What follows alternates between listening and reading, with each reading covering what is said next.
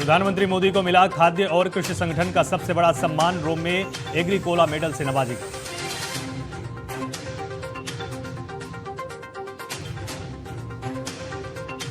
Italy में बोले प्रधानमंत्री मोदी, आतंकवाद मानवता के लिए सबसे गंभीर चुनौती।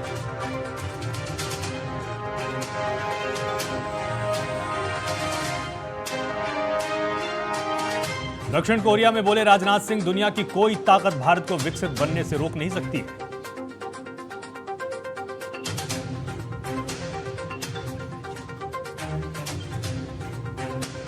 ईशा शर्मा का नहीं होगा दोबारा पोस्टमार्टम, भोपाल की कोर्ट ने खारिज की परिवार की अर्जी।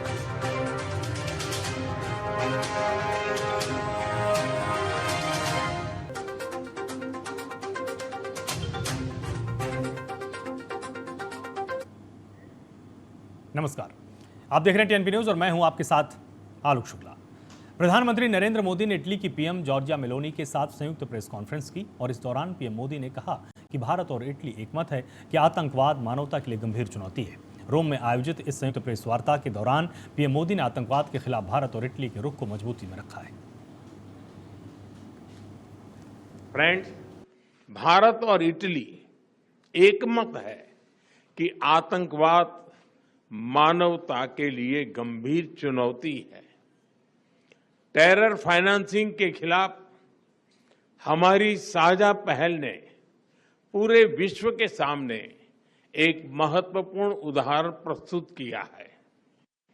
भारत और इटली ने यह स्पष्ट संदेश दिया है कि रिस्पॉन्सिबल डेमोक्रेसीज केवल आतंकवाद की निंदा नहीं करती, बल्कि उसके फाइनेंशियल नेटवर्क को तोड़ने के लिए भी ठोस कदम भी उठाती है। यूक्रेन, पश्चिम एशिया तथा अन्य तनावों को लेकर हम लगातार संपर्क में रहे हैं। भारत का मत स्पष्ट है कि सभी समस्याओं का समाधान डायलॉग और डिप्लोमेसी के माध्यम से होना चाहिए। रक्षा मंत्री राजनाथ सिंह दक्षिण कोरिया के दौरे पर हैं। सियोल में भारतीय समुदाय को संबोधित करते हुए रक्षा मंत्री राजनाथ सिंह ने भारत के विकास और भविष्य को लेकर एक बड़ा बयान दिया है। उन्होंने कहा कि पिछले 12 सालों में भारत में हुए परिवर्तन ने यह भरोसा दिलाया है कि देश तेजी से विकसित भारत बनने की दिशा में आगे बढ़ रहा है और दुनिया की कोई ताकत इसे रोक नहीं पाएगी। हमारी सरकार के विकास के मॉडल को आज अर्थशास्त्री न्यू वेल्फेयरिज्म यानी कल्याणकारी राजनीति का एक नया मॉडल कर रहे हैं, जिससे लोगों का जीवन बेहतर हो रहा है, ईज ऑफ लिविंग बढ़ती जा रही है, सेल्फ रिलायंस बढ़ रहा है, इंक्लूजन बढ़ रहा है, इक्वलिटी बढ़ रही है और साथ ही साथ जिस सोशल जस्टिस के हम टारगेट को अचीव करना चाहते हैं, हम सोशल जस्टिस के भी टारगेट को हम अचीव करते जा रहे हैं। इसके पहले 12 वर्ष पहले जब नरेंद्र मोदी जी ने भारत के प्रधानमंत्री के रूप में जब शपथ ली थी, तो साथियों शायद ही किसी ने कल्पना की होगी कि आने वाला डिकेड भारत के इतिहास में एक ट्रांसफॉर्मेटिव डिकेड होगा। संभवतः इसकी कभी कल्पना भी नहीं की होगी, क्योंकि उसके पहले योगी गवर्नमेंट रहती थी, उनका जो कार्यकाल रहता था, गवर्नमेंट रहती थी 10 साल, 5 साल, 15 साल लोग गवर्नमेंट चलाते थे, चले जाते थे, लेकिन जनता की जिस परिवर्तन की अपेक्षा रहती थी, उस प्रकार का परिवर्तन नहीं हो पाता था। कांग्रेस सांसद राहुल गांधी ने अमेठी दौरे के दौरान प्रधानमंत्री मोदी पर जमकर निशाना साधा है। राहुल गांधी ने कहा कि जो संविधान पर आक्रमण करता है, जो संविधान नष्ट करता है, उसे आप क्या कहेंगे? गद्दार कहेंगे। इसलिए मैंने खुलकर कहा है कि नरेंद्र मोदी और अमित शाह संविधान पर आक्रमण कर रहे हैं। जो संविधान को नष्ट करता है, उसको आप क्या कहोगे? उसको क्या कहोगे? गद्दार कहोगे। इसीलिए मैंने खुल के कहा है कि नरेंद्र मोदी, अमित शाह संविधान पर आक्रमण कर रहे हैं। उन्होंने देश का धन अदानी अंबानी को बांटा, उन्होंने देश की संस्थाओं को खत्म किया, उन्होंने वोट चोरी करवाई, इलेक्शन कमीशन को दबाया, जुडिशरी पर दबाव डाला। आरएसएस के लोग सुन लो, आपने कहा कि मुझे माफी मांगनी चाहिए, मैं कभी माफी नहीं मांगूंगा, फिर बोलूंगा। अमित शाह और नरेंद्र मोदी गद्दार हैं क्योंकि उन्होंने कॉन्स्टिट्यूशन पर आक्रमण किया है। सुन लो अच्छी तरह, मैं तुम लोगों से नहीं डरता हूं और हिंदुस्तान की जनता इस बात को समझ गई है और हिंदुस्तान की जनता भी आपसे नहीं डरती है। यूपी के नोएडा में दीपिका मौत मामले में पुलिस ने तीसरी गिरफ्तारी की है। पुलिस ने मृतका के चचेरे ससुर विनोद को गिरफ्तार किया है। इसके पहले पुलिस ससुर मनोज और पति ऋतिक को गिरफ्तार कर चुकी है। मामले में अब तक कुल 3 लोगों की गिरफ्तारी हो चुकी है और अन्य आरोपियों की तलाश में पुलिस दबिश दे रही है। आपको बता दें कि दीपिका की मौत संदिग्ध परिस्थितियों में तीसरी मंजिल से गिरकर हुई थी। थाना इको टेक 3 क्षेत्र में ग्राम जलपुरा में दिनांक 17 की रात में एक महिला जिसकी शादी लगभग 1.5 वर्ष पूर्व हुई थी, दहेज उत्पीड़न के क्रम में छत से गिरी हुई पाई गई थी, सूचना मिली थी, जिसकी मृत्यु हो गई थी। इस प्रकरण में सूचना मिलते ही पुलिस मौके पर तत्काल पहुंचकर सारे साइंटिफिक एविडेंस साक्ष्य संकलन किया गया था। परिजनों की तहरीर पर तत्समय तत्काल अभियोग पंजीकृत किया गया था। सुसंगत धाराओं के अंतर्गत अभियुक्तों की गिरफ्तारी के लिए टीमें लगातार काम कर रही थीं, जिसके क्रम में पति ससुर की गिरफ्तारी की जा चुकी थी। एक अन्य अभियुक्त चचिया ससुर की भी गिरफ्तारी हो चुकी है। गुजरात के तापी जिले के कुइलीवेल गांव में 2 युवकों के साथ मारपीट का मामला सामने आया है। घटना की सूचना मिलने पर आदिवासी समाज में आक्रोश फैल गया। आक्रोशित लोगों ने एक संदिग्ध व्यक्ति को पकड़कर पुलिस को सौंप दिया है।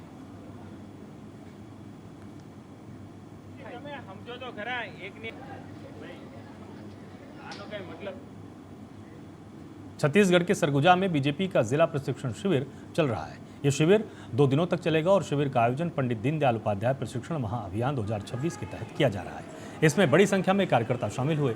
इस मौके पर छत्तीसगढ़ के मंत्री राजेश अग्रवाल ने कहा कि समय समय पर ऐसे प्रशिक्षण कार्यक्रम आयोजित किए जाते हैं। उन्होंने कहा कि पार्टी का लक्ष्य सरकार की योजनाओं का लाभ समाज के अंतिम व्यक्ति तक पहुंचाने का है।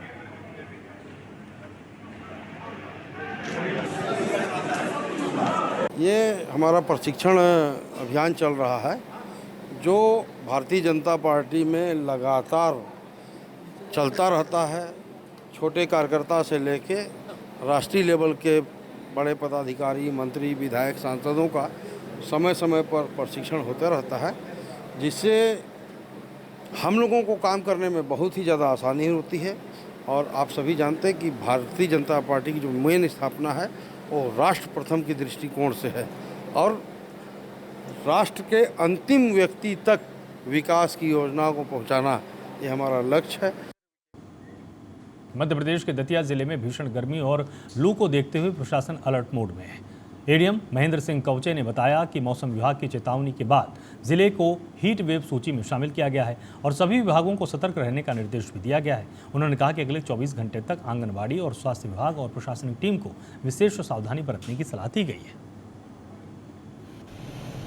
आपदा प्रबंधन विभाग ने अगले 24 घंटे में हीट वेव की चेतावनी जारी की है, जिसमें दतिया जिला भी शामिल है। तो हम लोगों ने जिला प्रशासन की तरफ से हमारे जितने भी जिलाधिकारी हैं उन सबको अलर्ट कर दिया है। हमारे यहाँ आंगनवाड़ी केंद्रों को भी हमने अलर्ट कर दिया है, स्वास्थ्य विभाग को हमने अलर्ट किया है और जो हमारा प्रशासनिक अमला जो है जिसमें तहसीलदार, पटवारी और बाकी जो पुलिस के अधिकारी हैं उन सबको हमने अलर्ट किया है।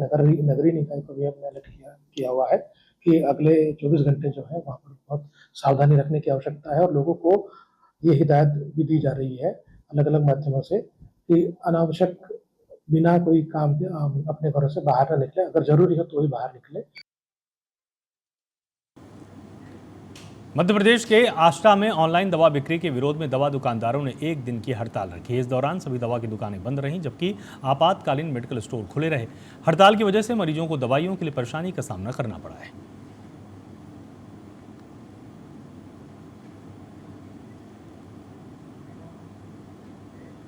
केंद्रीय नागरिक उड्डयन मंत्री राममोहन नायडू रांची पहुंचे। उन्होंने बिरसा मुंडा एयरपोर्ट पर कई कल्याणकारी योजनाओं का शुभारंभ किया है। इस मौके पर केंद्रीय रक्षा राज्य मंत्री संजय सेठ भी मौजूद रहे। उन्होंने कहा कि प्रधानमंत्री ने ईंधन बचाने का जो आह्वान किया है वो सोच समझकर लिया गया फैसला है। उन्होंने इसे राजनीतिक नजरिए से न देखने की अपील की है। जो मिडिल ईस्ट में तेल के कुएं हैं, तो मिडिल ईस्ट में जो युद्ध की स्थिति बनी हुई है, तो हम कह सकते हैं कि क्या होगा नोबडी नो। तो हम सबको ध्यान रखना चाहिए और जो अपील है आई है वो देश के हित में है। तो मेरा तो यही आग्रह है कि लोग 1-1 लीटर 2-2 लीटर जो भी संभव हो उसको बचाने का प्रयास करना चाहिए। साहिबगंज प्रखंड परिसर में बीजेपी ने 1 दिवसीय धरना प्रदर्शन किया। इसका नेतृत्व प्रखंड अध्यक्ष अनुराग राहुल ने किया है। धरना प्रदर्शन में बड़ी संख्या में कार्यकर्ता भी शामिल हुए। बीजेपी ने सीएम हेमंत सोरेन पर चुनाव के समय किए वादों को पूरा नहीं करने का आरोप लगाया है।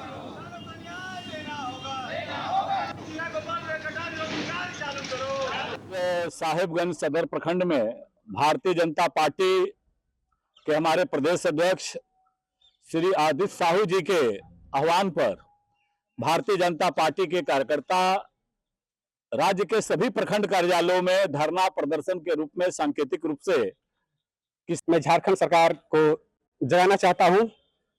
आज झारखंड के पूरे 267 प्रखंड में 1 दिवसीय भारतीय जनता पार्टी आदरणीय प्रदेश अध्यक्ष आदरणीय आदित्य साहू जी के नेतृत्व में आज बैठक और धरना प्रदर्शन किया जा रहा है। हेमंत सरकार किसानों से वादा जो किया था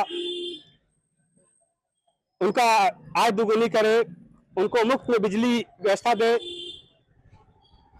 साहिबगंज में एक बड़ी कोल्ड स्टोर बना पड़ा हुआ है उसे चालू करे। ऐसी जो बिन मौसम बारिश से हजारों एकड़ जमीन किसानों का बर्बाद हुआ, फसल बर्बाद हुआ, उसे मुआवजा देने का हेमंत सरकार यथाशीघ्र करे। झारखंड के साहिबगंज जिले में जिला कांग्रेस कमेटी ने मनोनयन पत्र वितरण सह सम्मान समारोह का आयोजन किया। इस समारोह में नवनियुक्त पदाधिकारियों को सम्मानित किया गया। कार्यक्रम की अध्यक्षता जिला अध्यक्ष बरकत खान ने की। मुख्य अतिथि के रूप में प्रदेश महासचिव सह जिला प्रभारी डॉक्टर मुन्नम संजय और अनुकूल मिश्रा मौजूद रहे। इस दौरान सभी नवनियुक्त पदाधिकारियों को मनोनयन पत्र और अंग वस्त्र देकर सम्मानित भी किया गया। नेताओं ने संगठन को मजबूत करने, जन समस्याओं को प्राथमिकता से उठाने और आगामी चुनाव में कांग्रेस को सशक्त बनाने का संकल्प दोहराया।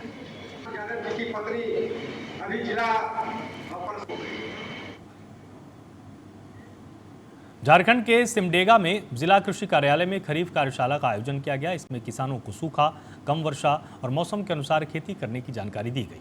इस मौके पर उपायुक्त ने कहा कि इस साल कम बारिश की संभावना है, इसलिए किसानों को जल संरक्षण और वैज्ञानिक खेती अपनानी चाहिए।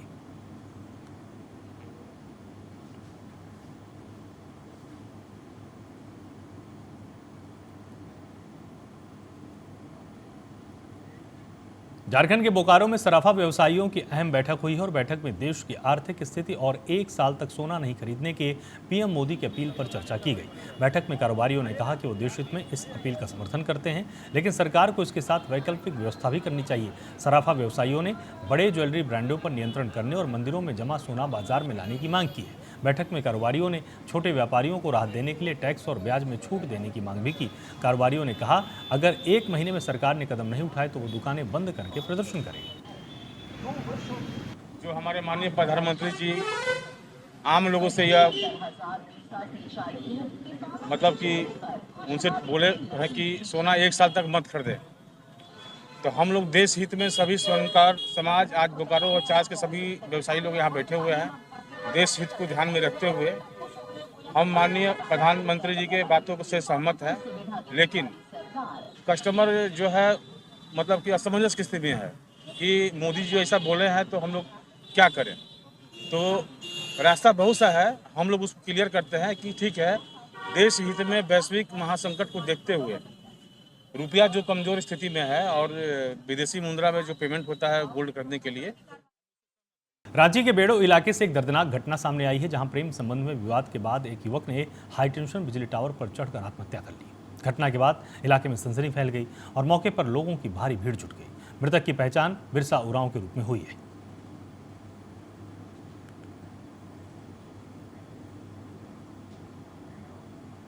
बिहार के सीतामढ़ी के रुन्नी सैदपुर इलाके में बदमाशों ने 22 साल के युवक की गोली मारकर हत्या कर दी। मृतक की पहचान अभिषेक कुमार के रूप में हुई है। परिजनों का कहना है कि अभिषेक अपने दादा को लेने जा रहा था, उसी समय उस पर हमला हुआ और इलाज के दौरान उसकी जान चली गई। मृतक की बहन ने हत्या के पीछे प्रेम प्रसंग का आरोप लगाया है। पुलिस ने मामले में प्रेमिका, चाचा सतीश चौधरी, रोशन चौधरी सहित 4 लोगों को गिरफ्तार किया है।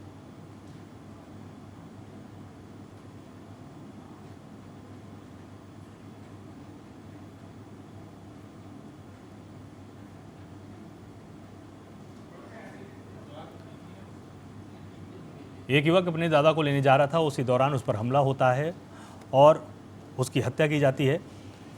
इसके बाद बहन के द्वारा आरोप लगाया गया है कि पूरा मामला प्रेम प्रसंग का है और जो प्रेमिका थी उसके परिवार वालों ने हमला करवाया है। उसके बाद 4 लोगों को हिरासत में लिया गया है। वो एक किसी लड़की से प्रेम प्रसंग करता था 2-3 साल पहले से, इसी कारण से। फिर क्या हुआ जो ऐसा? फिर कल तो हमें पता नहीं चला कि कल क्या हुआ। इससे पहले वो बातचीत करता था। 1 मंथ पहले उसके पापा यहाँ आए हुए थे मेरे घर पे कहने के लिए। फिर उसको मना किया गया, हम लोग समझाए उसको कि नहीं बात करो। फिर भी वो पूछे उससे हम तो बोला कि नहीं अब हम नहीं बात करते हैं। वो लड़की, फिर उसको लड़की को भी हम कॉल किए तो वो बोली क्या कि नहीं हम नहीं बात करते। फिर 2-3 दिन के बाद देख रहे हैं उधर से ही कॉल आ रहा था। बिहार के सुपौल जिले के निर्मली मरौना सड़क मार्ग पर एक दर्दनाक सड़क हादसा हुआ है। हादसे में वृद्ध महिला की मौत हो गई। बताया जा रहा है कि जब मृतक महिला सांझा देवी सड़क पार कर रही थी, उसी समय तेज रफ्तार बाइक ने जोरदार टक्कर मार दी, जिससे वो गंभीर रूप से घायल हो गई और मौके पर ही उसकी जान चली गई।